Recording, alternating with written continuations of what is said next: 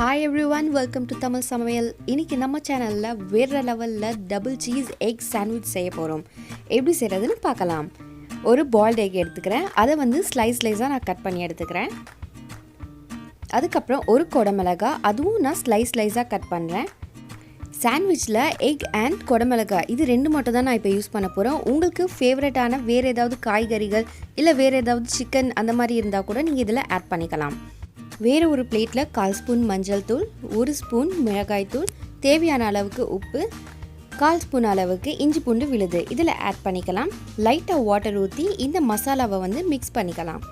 இந்த மசாலாவை தான் இப்போ நம்ம எக் அண்ட் குடமிளகாய் இது ரெண்டுத்துலேயும் நம்ம இப்போ அப்ளை பண்ண போகிறோம். ஃப்ரண்ட் அண்ட் பேக் நல்லா மசாலா உள்ளே இறங்குற அளவுக்கு கோட் பண்ணி எடுத்துக்கோங்க. எப்போவுமே சாண்ட்விச்னாலே எக்கை ஃப்ரை பண்ணி உள்ளே வைப்பாங்க. அப்படி இல்லையா, எல்லாமே ஆனியன் வேறு வெஜிடபிள்ஸ் எல்லாம் வதக்கி வைப்பாங்க. நம்ம கொஞ்சம் டிஃப்ரெண்ட்டாக எல்லாத்தையுமே டோஸ்ட் பண்ணி வைக்க போகிறோம். ஒரு grill பேன் இல்லைனா தவா இல்லை சாண்ட்விச் மேக்கர் எது இருந்தாலும் ஓகே. லைட்டாக பட்டர் அப்ளை பண்ணியிருக்கேன். ஈச் சைடு 1 மினிட் அளவுக்கு நான் டோஸ்ட் பண்ண போகிறேன். 1 மினிட் டோஸ்ட் பண்ணியாச்சு. அதர் சைட் ஃப்ளிப் பண்ணுறேன். இதையும் 1 மினிட் அளவுக்கு டோஸ்ட் பண்ணி எடுத்துக்கலாம்.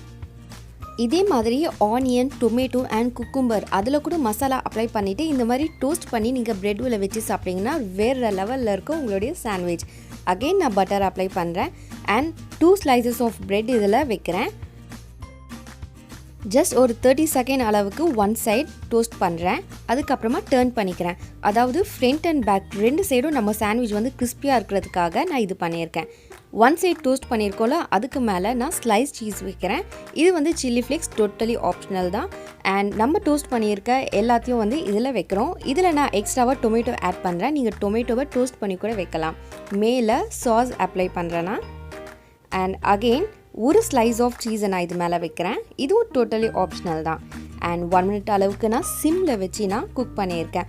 வாவ், டேஸ்டியான வேறு லெவலில் எக் சாண்ட்விச் ரெடி ஆகிடுச்சு. பார்க்கவே ரொம்பவே வாய் ஊறுது அண்ட் ரொம்பவே டேஸ்டியாக இருக்கும். ஜஸ்ட் நம்ம இப்போ கட் பண்ணி டேஸ்ட் பண்ணி பார்க்கலாம். நீங்கள் என்னுடைய சேனலுக்கு நியூ மெம்பராக இருந்தீங்கன்னா வெல்கம் அண்ட் மறக்காம சேனலை சப்ஸ்கிரைப் பண்ணுங்கள். உங்களுக்காக நிறைய நான்வெஜ் ரெசிபிஸ்லாம் காத்துட்ருக்கு. அண்ட் இந்த சாண்ட்விச்சை நான் இப்போ தான் ஃபஸ்ட் டைம் ட்ரை பண்ணுறேன். செம்மையாக இருக்குது.